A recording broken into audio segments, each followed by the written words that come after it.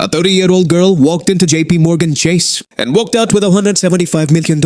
But every single dollar was built on a lie. Almost 4 million of her customers never existed. Fake users, fake emails, fake data. And when the bank discovered the truth, it triggered one of the biggest startup fraud scandals in recent history. This is the story of Charlie Javice, the entrepreneur who sold a $175 million lie. Charlie Javice was not your average founder. She graduated from the University of Pennsylvania, one of America's most prestigious universities. In 2017, she founded a startup called Frank. The idea was simple but powerful. Help students complete college financial aid applications faster and more easily. One platform, one application. Millions of students potentially helped. Applying for financial aid in the United States can be confusing and stressful. Students often spend hours filling out complicated forms. Frank promised to simplify the entire process, and the media loved the story. Forbes placed Charlie on its famous 30 under 30 list. She was celebrated as one of the brightest young entrepreneurs in America. Investors poured millions of dollars into Frank.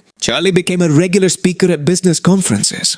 She appeared in interviews and was frequently described as one of the future leaders of fintech. Young, ambitious, intelligent, and seemingly unstoppable. But Charlie had a much bigger dream. She wanted to sell the company for as much money as possible. In 2021, Charlie approached JPMorgan Chase, one of the largest banks in the world, and she presented a number that changed everything. 4.8 million users. According to Charlie, Frank had more than 4 million active student users. To JPMorgan executives, this looked like an incredible opportunity. Billions of young customers, future bank accounts, future credit cards, future mortgages, an entire generation of potential customers. JPMorgan was not simply buying a startup. The bank believed it was acquiring direct access to millions of young Americans. A student who opens a bank account today could remain a customer for decades. The potential revenue was enormous. Soon, JPMorgan agreed to buy Frank. The purchase price? $85 million. Charlie Javice became an overnight millionaire. She personally pocketed $29 million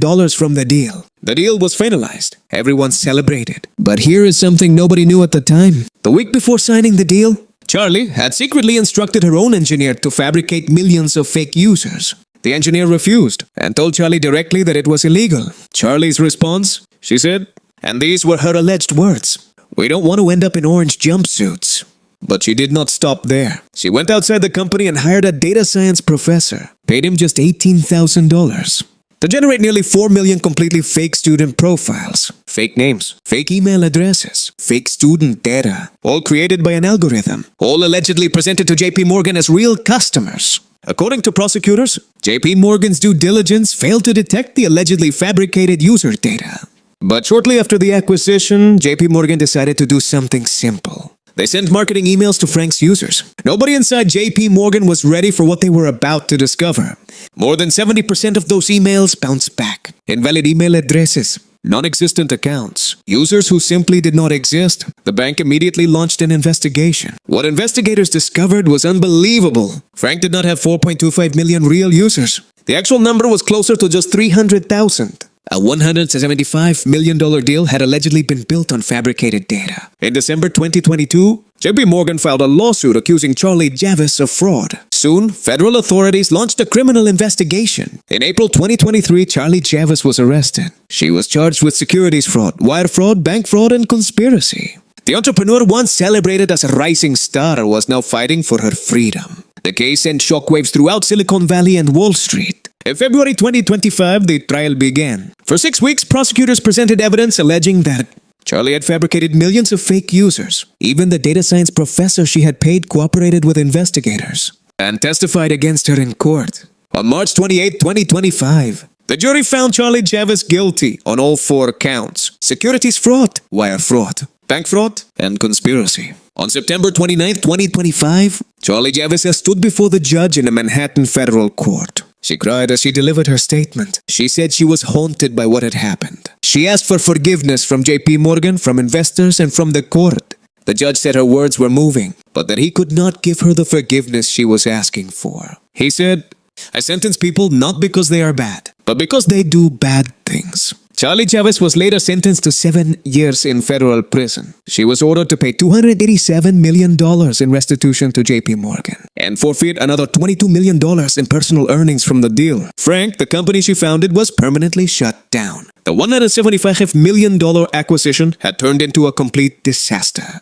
A startup once celebrated as the future of fintech had become one of Wall Street's most embarrassing acquisitions. The story of Charlie Javice is bigger than one founder. It highlights a startup culture where growth numbers are often valued more than reality, where investors sometimes ask, "How many users do you have?" before asking, "Are those users even real?" Even today, stories involving exaggerated growth, fake traction, and misleading metrics continue to emerge across the startup world. But eventually, the truth always comes out, sometimes in a boardroom, sometimes in a courtroom, and sometimes in a prison cell. The lesson is simple. In business, trust is everything. And once trust is broken, rebuilding it is almost impossible. So what do you think? Was Charlie Javice simply under pressure to grow?